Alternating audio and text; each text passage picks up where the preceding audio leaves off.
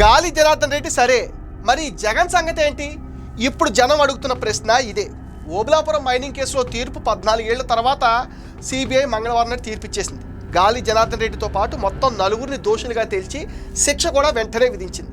గాలి జనార్దన్ రెడ్డికి 7 సంవత్సరాలు శిక్ష పడింది. ఇది చాలా తక్కువ అనే వాళ్ళు కూడా చాలామంది ఉన్నారు. గాలికి శిక్ష వేసే సరే, మరి జగన్ సంగతి ఏంటి? గాలి కేసు ఓఎంసీ అక్రమమైంది. జగన్ పై ఉన్నవి అక్రమాస్తులు, మనీ లాండరింగ్, ట్విట్రో కేసులు. గాలి మీద ఉంది ఒకే కేసు.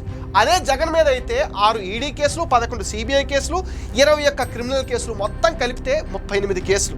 సరే, కాసేపు క్రిమినల్ కేసులు పక్కన పెడితే ఈడీ సిబిఐ కేసులు తీసుకుంటే అన్నిట్లోనూ A1 జగన్ రెడ్డి. మన గాలి జగన్ ఇద్దరి కేసులు 2011 సంవత్సరంలోనే స్టార్ట్ అయ్యాయి. ఈ ఇద్దరు కేసుల్లో రిమాండ్ ఖైదీలుగా జైలు జీవితం గడిపారు. గాలి జనార్దన్ రెడ్డి 3 సంవత్సరాల 4 నెలలు, జగన్మోహన్ రెడ్డి 16 నెలలు చెంచల్గూడ జైల్లో ఉన్నారు. వీళ్ళిద్దరిని అరెస్ట్ చేసి జైల్లో పడేసింది CBI joint director JD Lakshminarayana. OMC case విలువ 884 కోట్లు అయితే జగన్ అక్రమాస్తుల కేసు విలువ 45,000 కోట్లు. ఇంకొక విచిత్రం ఏంటంటే, ఓఎంసీ కేసులో తీర్పు వచ్చింది, కానీ జగన్ కేసులో ఇంతవరకు ట్రయల్స్ కూడా స్టార్ట్ కాలేదు. జగన్ గ్యాంగ్ 100ల కొద్దీ డిశ్చార్జ్ పిటిషన్లు వేసి కేసు విచారణకు రాకుండా అడ్డుపడుతున్నారని సిబిఐ లాయర్లు కోర్టుకు మొరపెట్టుకున్నారు. మరి ఎప్పుడు ట్రయల్ స్టార్ట్ చేస్తారో, ఎప్పుడు దోషులను తేలుస్తారో, వాళ్లకు ఎప్పుడు శిక్షలు పడతాయో ఆ దేవుడికే తెలియాలి. భారతదేశ చరిత్రలో జగన్ అక్రమాస్తుల కేసు నిజంగా ఒక పెద్ద కేస్ స్టడీనే.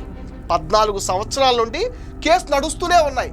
100ల కొద్దీ సాక్షులను విచారించారు. వాయిదాల మీద వాయిదాలు పడుతూనే ఉన్నాయి. సామాన్యుడు తనకు అన్యాయం జరిగితే ఫస్ట్ వెళ్ళేది పోలీసుల దగ్గరకు. అక్కడ న్యాయం జరగకపోతే నెక్స్ట్ వాళ్ళు వెళ్ళేది న్యాయస్థానాలకి. అటువంటి వ్యవస్థలు ఇంత నిర్లిప్తంగా ఉంటే ఎవరికి చెప్పుకోవాలి? జగన్ 12 సంవత్సరాలుగా బెయిల్ మీద ఉన్నాడు. గత 6 సంవత్సరాలుగా వాయిదాలకు కూడా వెళ్ళటం లేదు. జగన్ బెయిల్ రద్దు చేయమని రఘురామకృష్ణరాజు కూడా పిటిషన్ వేశారు. జగన్ రెడ్డి అన్ని సంవత్సరాలు బెయిల్ మీద ఉండటానికి కోర్టులు ఎలా ఒప్పుకున్నాయో మనకైతే తెలియదు. అన్ని సంవత్సరాలుగా వాయిదాలకు గైహాజరైతే కోర్టులు ఎలా ఒప్పుకుంటున్నాయో కూడా తెలియదు. 45,000 కోట్లు అవినీతి చేసినట్లు ఆరోపణలు ఎదుర్కొంటున్న జగన్ బెయిల్ మీదే ఉంటూనే 2019లో ముఖ్యమంత్రి కూడా అయిపోయాడు. అప్పుడు 45,000 కోట్లేమో కానీ ముఖ్యమంత్రిగా ఉండి 1,00,000 కోట్లు అవినీతి చేశాడనే ఆరోపణలు కూడా ఉన్నాయి. అవినీతి కేసుల్లో తీర్పు ఆలస్యం అయితే, ఒకవేళ వాళ్ళు అధికారంలోకి వస్తే దాని పర్యవసానాలు ఇలాగే ఉంటాయి అనడానికి జగన్ రెడ్డే ప్రత్యక్ష ఉదాహరణ. కేసు ఫైల్ అయినప్పుడే విచారణ త్వరగా పూర్తి చేసి శిక్ష విధించుంటే జగన్ ఇంకొకసారి అవినీతి చేసే అవకాశం ఉండేది కాదు.